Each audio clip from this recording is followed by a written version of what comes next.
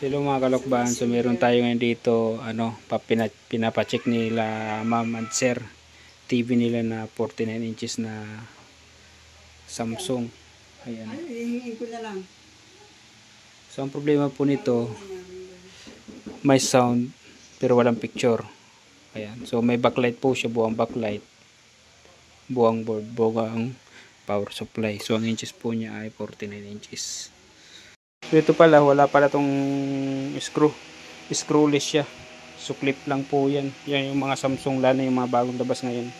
Wala nang screw po yan. Yan, wala nang mga tornilyo yan. So di-clip na lang po yan sa lubang clip niyan.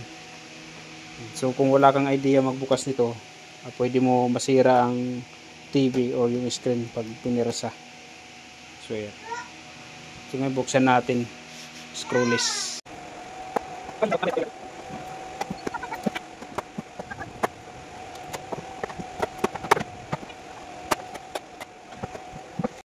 So mga kalugban, ito po yung mainboard niya, buong mainboard, buong power supply, buong backlight.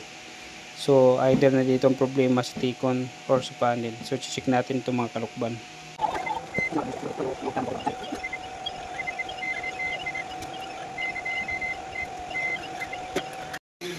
So okay na po yung ginagawa natin TV. Ayan na, naging sira po niya, diode lang, shorted. Tapos pinalitan ko din yung fuse niya kasi busted yung fuse niya mga kalugban. Pinalitan ko na niya. Tapos pinalitan ko rin yung mainboard niya. Ito. Sira din kasi yung mainboard niya. Hindi ko na siya na-repair. Okay na siya ngayon mga kalukban. Yan, okay na yung ginagawa natin TV. Repair T-con at saka yung palit mainboard.